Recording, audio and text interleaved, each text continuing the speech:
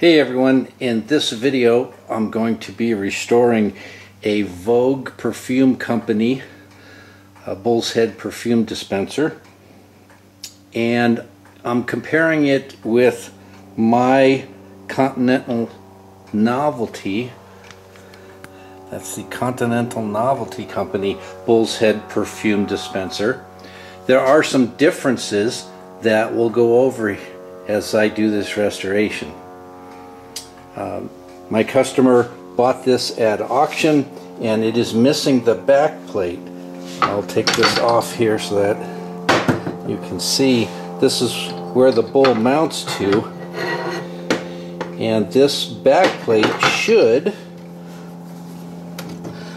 which is this back plate, that back plate should mount onto this. So in other words, this goes on the wall, mount that on the wall, and then this hangs from it and also allows you to lock it down here.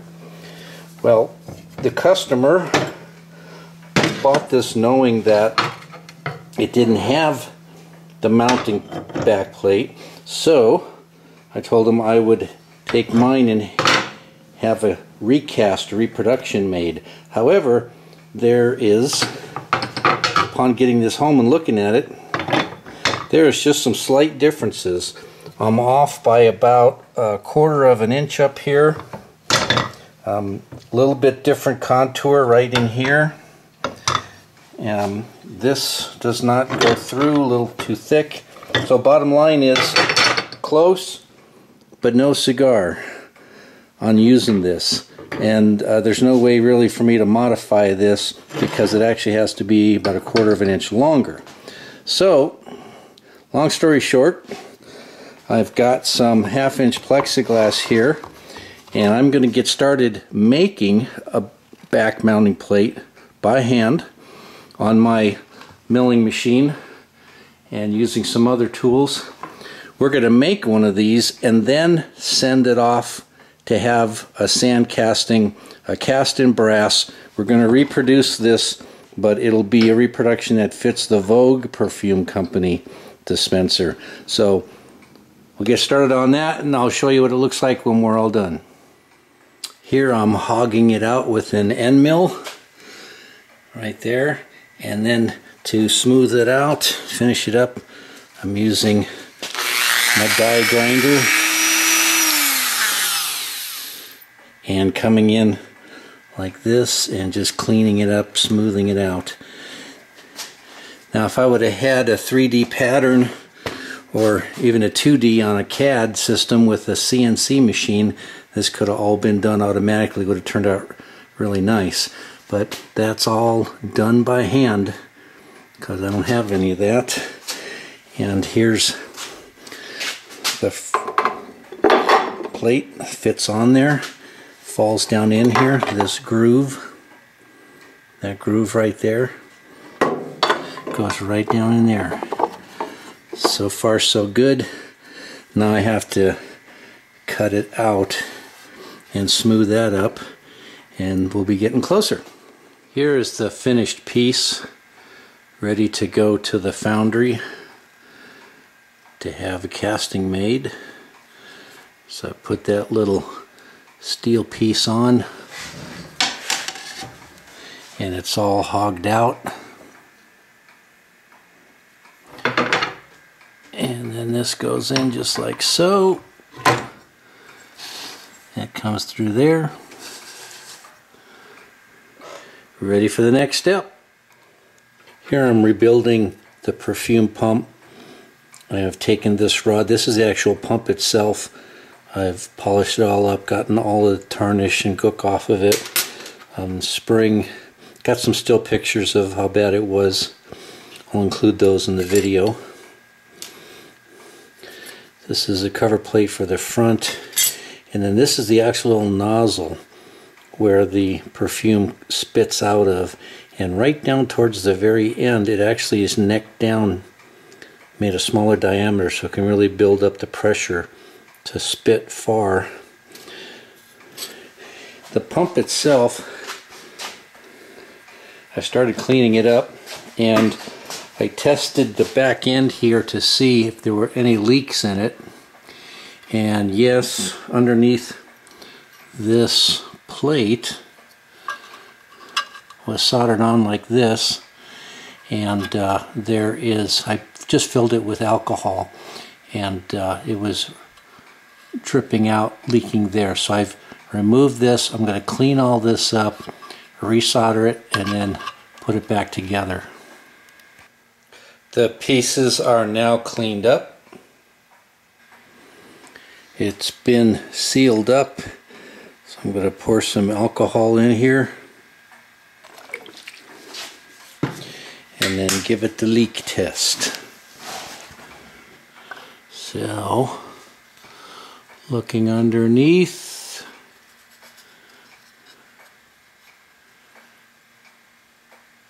no leaky. Alright, so the bottom end is good, or the back end I should say. Nothing coming out. The back end all soldered up and cleaned up. The pump rod is back in, the plunger, and the plunger comes through, and the spring is actually on the inside of this one. As you'll see when this goes back together, if you watch my other videos when I restored mine, this mechanism, the coin mech, the pump, everything is made differently. And so you have to go back and watch that video. You can see how I rebuilt that pump and how it works. This pump in some ways is a lot simpler. This must be a newer model where they redesigned how the penny actually pulls on the plunger. But we're almost ready to seal it back up again. The pump is back together and resoldered. It's closed back up. But if you watch my previous video on the Continental Novelty vendor, you'll see the pumping mechanism is a bit more sophisticated than this one.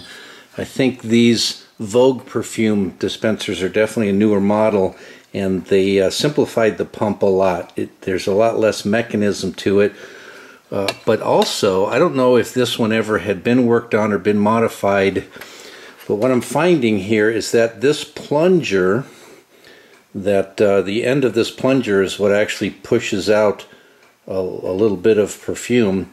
The plunger goes in like so, and the tip of this, it's just plain brass, and there's nothing to seal against the back end of this nozzle, so it'll sit there and drip.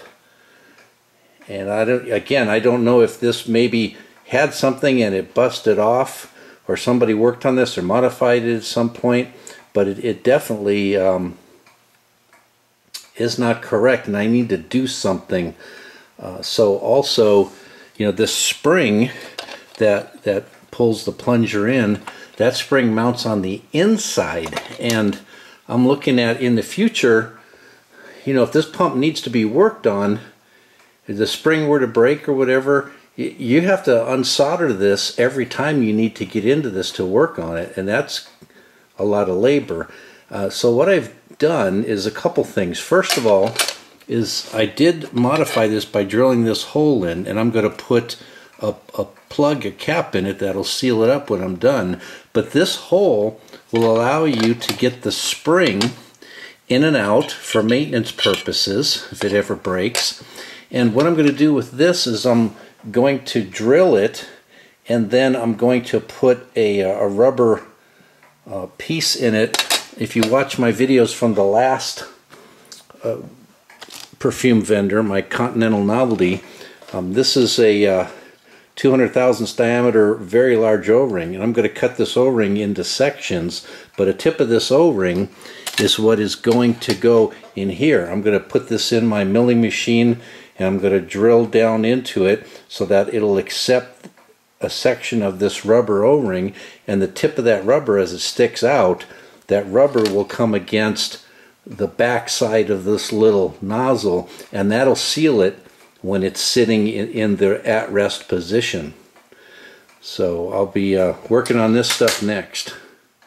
The plunger has now been drilled out, and this rubber stopper has been inserted so it will seal.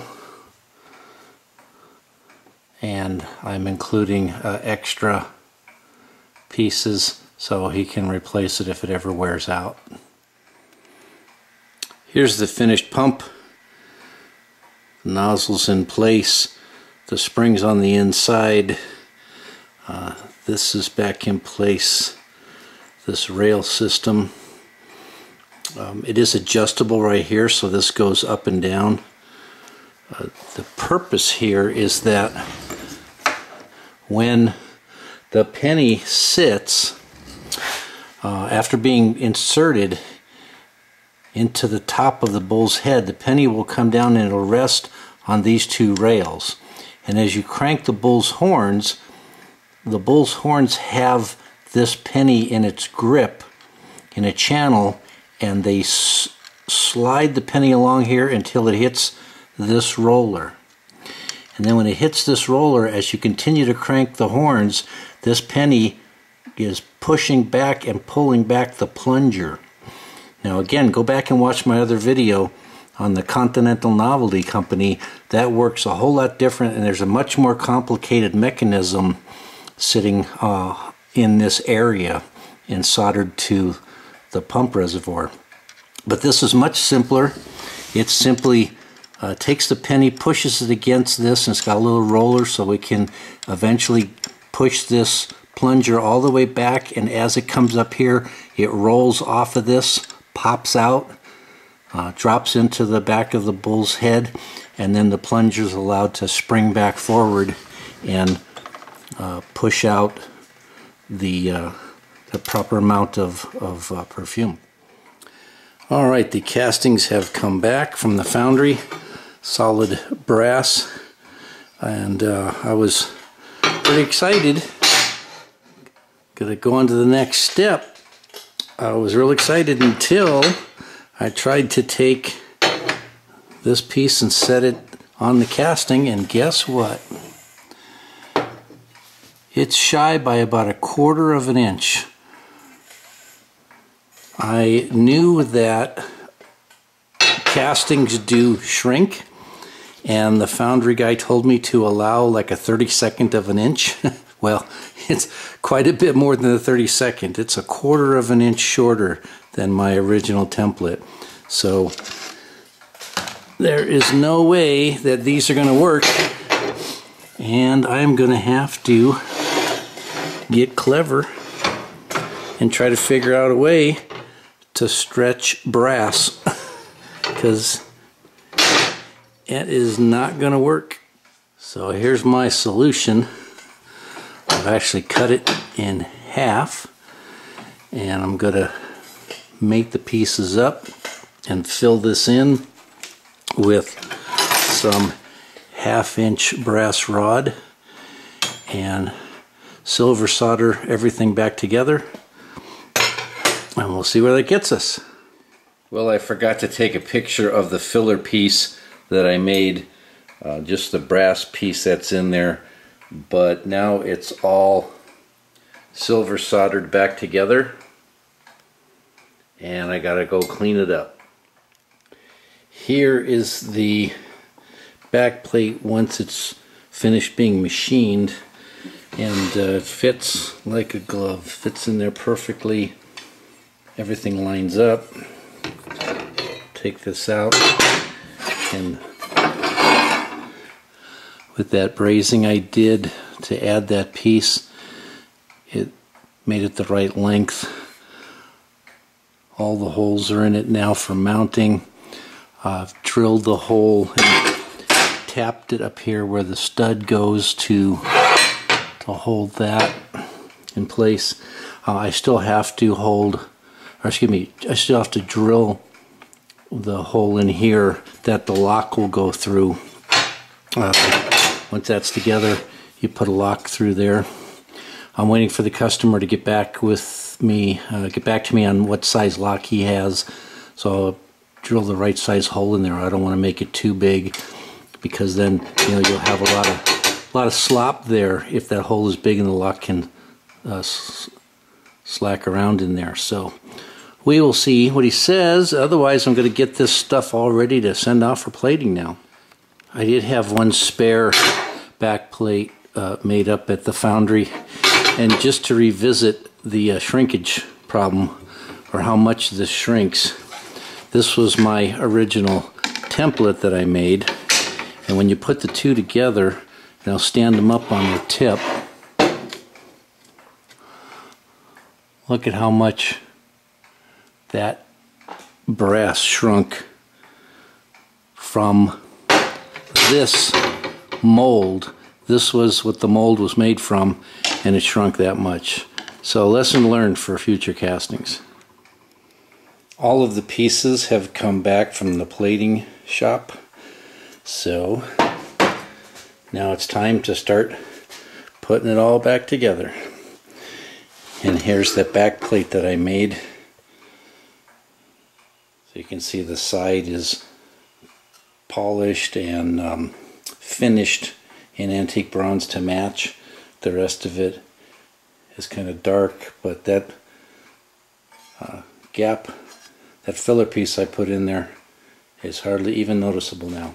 Here's the finished restoration all put back together. Take a penny, put it in his head and pull down and get Perfume. I just have it filled with alcohol right now for test.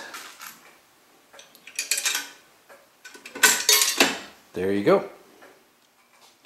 This particular vendor has a brass numbered tag that's riveted into the side, and so this must have been operated by somebody that had multiple of them, and they numbered them all. I think that's a very unique feature that I've never seen before. But how neat, if this thing could talk, the stories it would tell. In order to mount the vendor on and off the back plate, you need to take the top of this ledge or ridge and hold it up under the top of this, or right underneath that groove. In other words, get that up in there and then drop it onto the hook, and it falls right in. It actually does come on and off very easily, but you have to have it just at the right angle, just the right position, or it can kind of hang up, bind a little bit. But just reposition it, because it comes on and off very easily. So to take it off again, you got to lift away at the bottom first and then lift up, so that the whole entire time this piece here is continuing to push up on the underneath of this. And after you pivot out, it should pivot up and come right off. If it's not coming off, if it's binding, you don't have it positioned right, and try it again, because this is steel, but you don't want to put any force on it. It could bend. But yeah, it's just a little technique you got to get used to. And then here's the back side and that plate that I made. Sent off to the bronze plater. He really did a nice job on it. But all you do is pivot this up out of the way, like so, and then lift the plate off, and all of your pennies are in here. And that's the mechanism, the pump as it's all mounted. And then when you operate it by putting a penny in, I'm going to drop a penny in, notice where it comes down. It sits right there, so that when you pull the horns, you're actually pulling that pump back out of the way. The penny goes past this pump plunger, and when the penny gets past it, it allows that plunger to push back, and that's what spits out the perfume at you. So once again, trying to give you a view in here.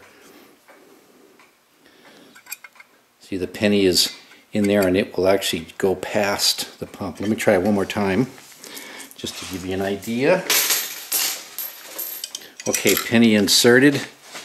Notice where it dropped, and as I start to crank the horns, it hits right there, and there's a little roller on that plunger. See, it's pulling that plunger back, and it's going to just go right past it and then flip out. And then you saw the this plunger come rushing back in because there's a spring inside that's pulling it back in. On this particular mechanism, there's a screw and a nut right up here on this coin chute. All right, and the front end of this screw sticking out on the other side, okay, that goes, the spring is pulling the horns back, and the other side of this screw is hitting the inside of the bull's head, but what it's doing is it's stopping it from moving any further. And so this is an adjustment point. When you drop the penny in, you want it to fall behind this roller in the plunger. So by adjusting the screw in and out, you're changing the angle and where this penny is going to sit and come down. So if I had screwed this in too much and caused this to pivot this way too much, the penny would come down and hit that roller and wouldn't be in the right position. So it's got to be in front of that roller, and again, that's all adjusted there by that screw and locking nut. One other note about taking this plate on and off, there is some pressure from this plate against this little tab that's holding it in, and the more that you try to push this and you're rubbing, you're going to eventually rub a little circle in this plate. So in order to avoid that, if you want to try to keep this plate looking as nice as possible for as long as possible, push in on it a little bit to relieve the tension, and then this will just pivot right up out of the way. So just push in on this slightly and it'll help prevent this from scratching over time. Again, this is the back mounting plate that I fabricated by hand and had it cast in brass. The sides polished out so you can see the copper bronze look, and the rest is a darker black. But I put in multiple ways of mounting it here. I've got 3 vertical flathead screws, and then there's 2 going this way and down here too, which is replicating the original pattern of how mine looks. And we'll take one quick tour around the full head here so you can see the detail and where the lock's going to go through.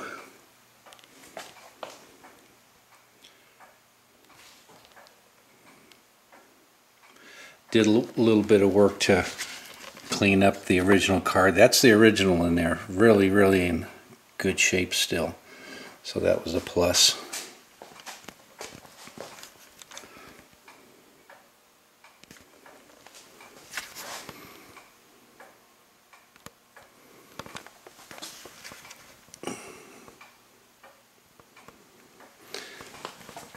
You can see his tongue sticking out. Getting ready to spit some perfume. Nice detailing around the eyes and the coin entry.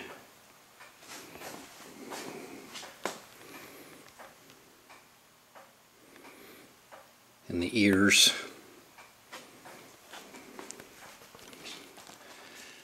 These were my instructions to the plater that did the stripping and replating, but I like to go through in detail and explain to them exactly what I want, how every piece is to be finished, what gets the nickel plating, what gets the antique.